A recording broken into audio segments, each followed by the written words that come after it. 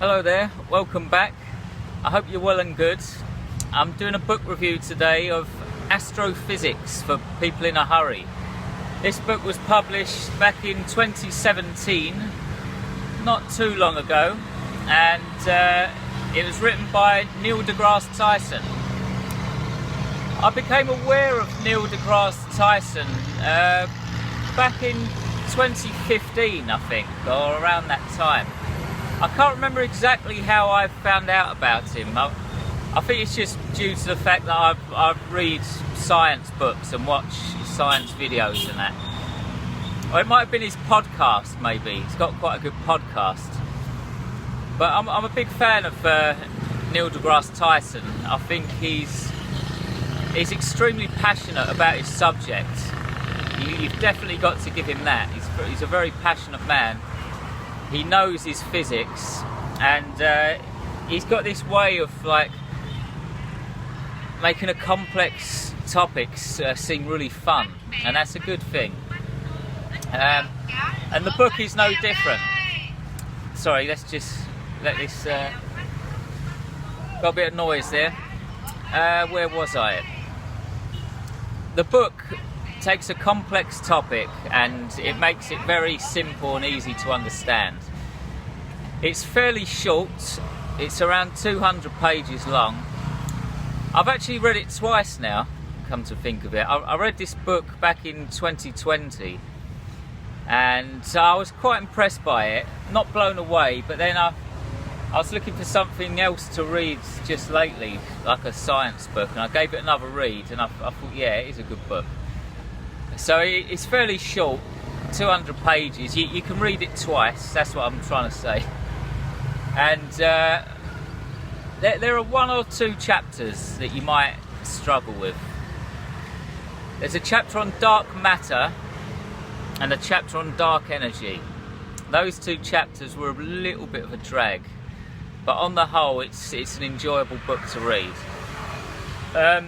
With a book like this, I can't really tell you all about it, all the facts, because it's just like it's packed full of stuff about atoms and molecules and neutrinos and obviously like photons, stuff like that.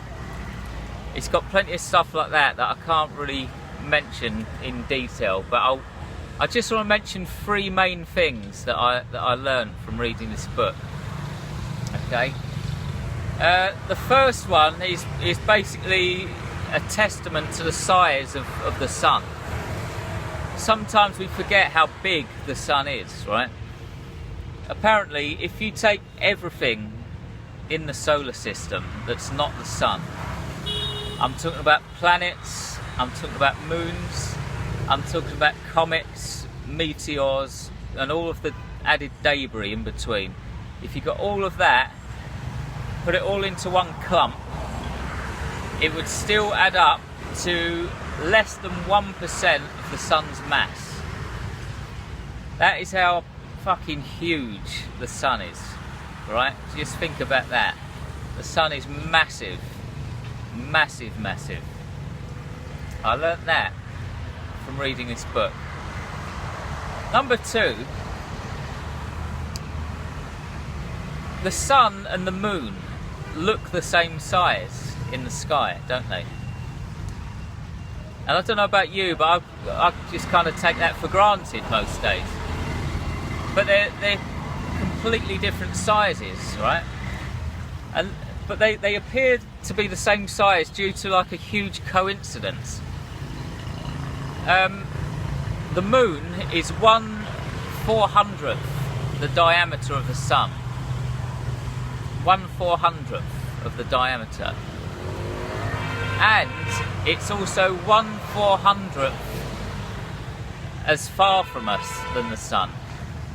So just try to get your head around that. Here's the sun. The diameter is from one side to the other. The moon is 1/400th the diameter of the sun.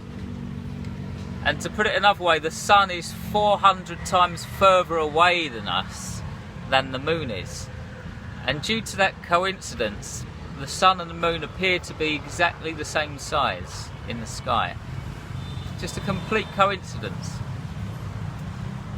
That kind of blew me away.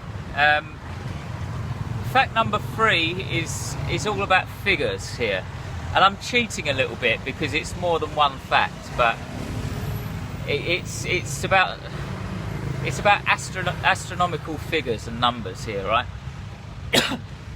There are 100 billion stars in the Milky Way galaxy.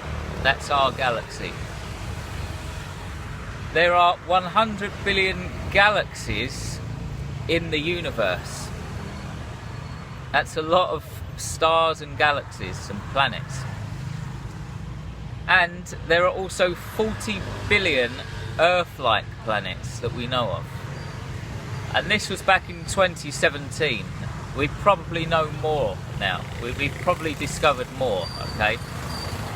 Now, this fact just makes you marvel at the sheer size of the universe and the sheer number of stars and planets and moons out there, right? And while we're on this topic, I just want to kind of give my opinion on the odds of there being other life in the universe. In my opinion, there are 2 options here. Either life is so rare in the universe that it's literally only happened once, and we are it. This is the one planet that it's happened on. Or, if it doesn't really take that much to get life going and get life started, if it's not that rare, that the universe surely is teeming with life. There are probably thousands, if not millions of planets out there with life on them. Now that doesn't necessarily mean it's going to be life like us. It could just be fungus, or it could just be plants or trees or something. But then again, bearing in mind the sheer number of planets out there are probably loads with just fungus on them, and there are probably loads with intelligent life on them. As we speak, as you watch this video, there could be civilizations out there in the universe, with technology even. But the sad reality of it is that they're so far away, we will both probably become extinct without ever meeting each other. Think about that. They're that far away. We will probably both perish and never meet each other. I say both, well, as though there are just 2 life forms and 2 planets. There could be like millions of planets out there, loads of different civilizations, or just loads of different species, but we'll never see each other.